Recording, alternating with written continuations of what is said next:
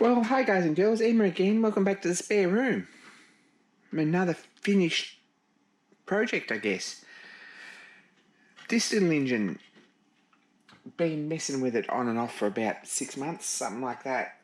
It started off thinking I was going to produce this in about a week. See if I could make it in a week as a challenge to myself. Hasn't happened. It really didn't. It's been, I guess I've probably spent about 10 or 12 days on it all up.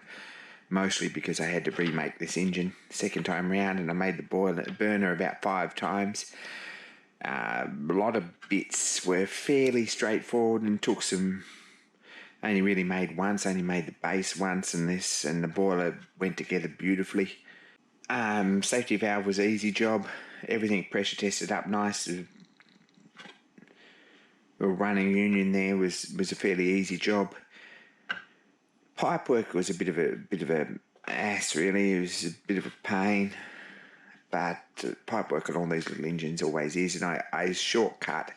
I didn't run a loop around inside the burner and back into the engine as a superheater, and I don't think it really needs it.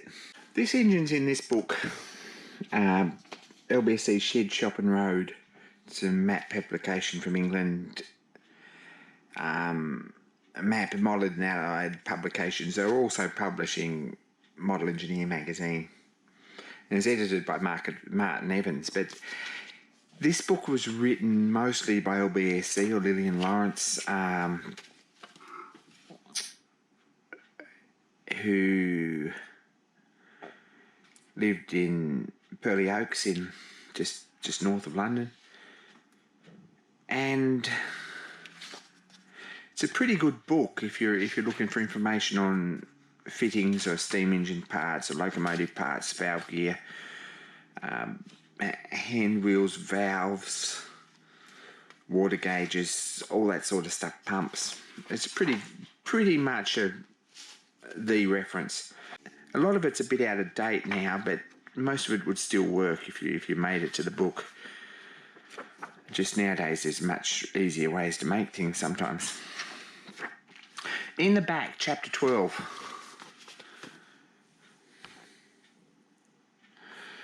mini steam engines. This is a bit of a chapter here on vertical boilers and engines, and he tells a story about, which may or may not be true, and jury's still open on that, about how a neighbourhood kid come along with a little steam engine that didn't work, and he built him this one that did.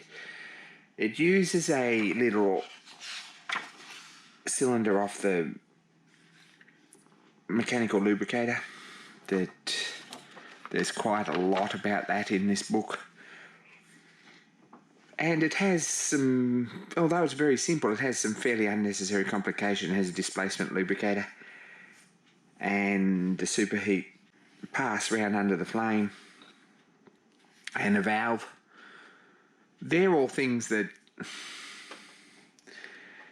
in reality are probably not going to work in something this small. The engine's 1/8 bore and 732 stroke, so it's tiny, an inch flywheel. And I've looked at this for many, many years, really, and thought, well, I'd like to build that engine one day. And a couple of times I messed around and sort of started it and gave up. Anyway, a little while ago I thought, well, I have a friend who has done a fair bit for me, especially the last 12 months when things have been a bit tight and I've needed a hand with some things, and I really do appreciate that. I thought, well, let's make this up and engrave it nicely. And I put David, many thanks from the spare room, on here, and make it out of copper and brass and get it up and running and send it to him. So here it is. I haven't posted it off yet, and I'm not going to release this until he's got it, so it's a surprise. But I thought, well, before I send it, I'll do a bit of a video on it. This boiler is 1.5 inch diameter, 38mm, something like that. and it's about 2 inches high. So it's not very big. It's got a tube through the middle of it, just a piece of 1/2 inch copper. If we have a look, we can see right through that. The firebox is just rolled up out of brass, and it's got vent holes in it, and it's got a tab on each end here to hold it in place, and 3 studs to sit the boiler on, and the rest just sits in there basically, very, very simply. It just sits there. The safety valve's 5/16 brass, and it's got a 732 thread on it, and it's got an 8th ball in it. It's tiny, but it works really well. I'm really pleased with that. And it's got a 1/4 inch running joint here to join it up. Otherwise, it's a rotten thing to pipe. The engine, if we have a look, is 8th bore, and there are some challenges in making this little engine. The main one, I think, or the most critical thing I'm making this, is to get the crank pin square. The smart way to do it in hindsight probably would be to make it all in one piece, machine the crank pin offset, and then machine the rest on centre. And that might have been a really good way to do it. Didn't do that. I pressed in this crank pin, and I ended up making a jig to do that, so that it's nice and square, and that seems to have worked. And that way the valve seats are sitting nice. Reamed this 8th, and this one is a little bit oversized on 16th, but not enough to knock. And this one's lapped in with a piece of silver steel in the brass. So it's got a little end cap in the end there. So, and look, there's a little end cap's just pressed in rather than heated up and solder it. The ports were worked out and made, and this is a 332 pipe, OD pipe that goes as the delivery, and an 1/8 to get rid of the steam out so we don't get condensation. So that seemed like a good way to be, or a good thing to do. The flywheel's inch brass, and that's really all there is to it. Put all that together pretty straightforward, and then messed around with this burner. Learned a lot from the burner. Started off with this back in the day, or back in March when I started this engine. This is just an end cap that I put a couple of, went sort of a bit traditional with, and put a couple of wicks in. Didn't work. Pretty much gave up on that in the first couple of days. Good idea, not going to give you enough heat. So this week I thought, well, I'll put a bit of mesh in it and a wick in it, some asbestos or some fiberglass blanket, and make a top for a little copper tube with an end in it, and make a burner. The first one I made was about 30 millimetres high, inch and a quarter, something like that. That had some problems. One was that it wasn't given a very big flame off the top. Not enough to heat this boiler. And 5 seconds with a little blow lamp on the outside here, and the thing would take off, but just not enough heat in the burner that I made. Then I got experimenting and got the end off a can and filled that up with Metto, or with white spirit, or whatever you want to call it, and put that under it. And same deal, put that on there like that, it's just not getting enough oxygen. But outside the burner, and if you put this up on props, then heaps enough heat to run this engine. So got thinking and asked the Brains Trust on Facebook and Instagram. Come up with a lot of answers. Some of them were sort of reliable, but a few people said cut this down from 30 millimetres down to 10 millimetres and see what happens, and I've done that, and we've got pretty good results. I just top that burner up and show you what it'll do.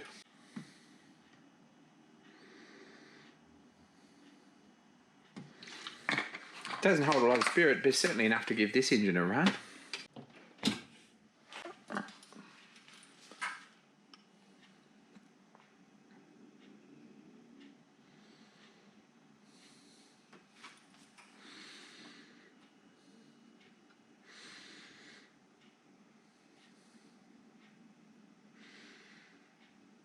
So that's a fairly decent little flame. It's nice and clean, and it seems to be working. It's getting enough air inside the engine, and it seems to be enough to run the engine. So that's what I've come up with. So we should give this a run just before I send it off. Make sure everything's going. Now I'll put it all back together. First thing to do, it's got a plug in here, which is 5/16, and a safety valve, which is the same. We take them out. It just got a little fibre washer on each one. On there and on there. We take them out and we fill it up until water runs out there, and that gives us our correct depth.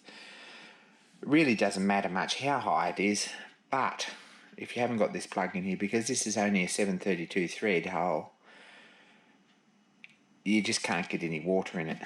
It just gets an airlock and it just won't fill up. So it's good to have a test cock on there just to give us some sort of assurance there's actually water going in there and it's not just an airlock. So I'm going to fill this up with hot tap water, like nearly hot as I can get it, and bring it back and screw the safety valve in, and we'll give it a run. This is already nearly too hot to touch just with tap water in it.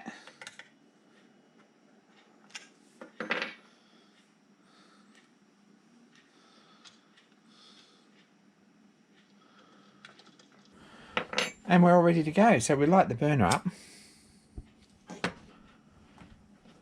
and just use the spanner to lift him on and off.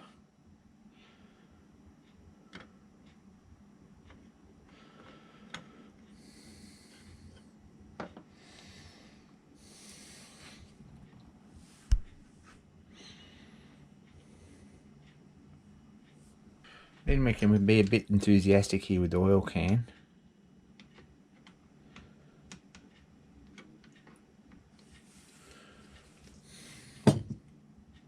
And LBSC says about a minute, which is probably not far out. So let's wait and give it a bit of a run.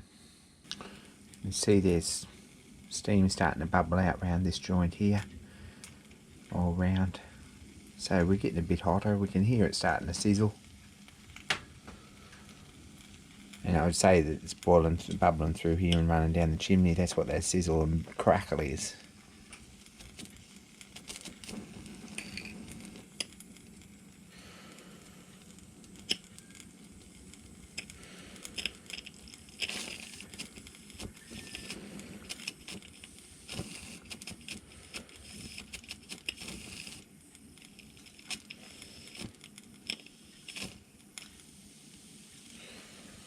A little bit longer.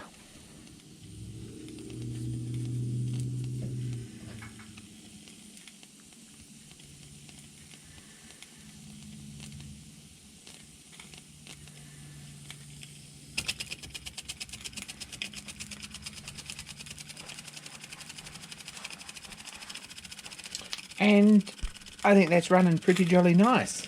I'm really pleased with that. The engine runs beautifully. There's no knocks, no nothing in it. I'm really, really pleased with that engine. The rest has come up really nice.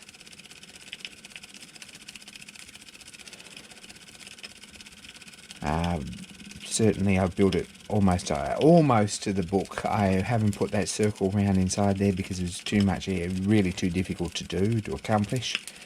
And I haven't put an oiler on it, which I'm not sure would be much use in there next to the burner anyway. It's going to get too hot and the water's not going to condense, but maybe. But it's a fairly easy job to give it a squirt with oil can. It's not really, there's no gland on here, so it's not wiping the oil. The oil is getting inside it.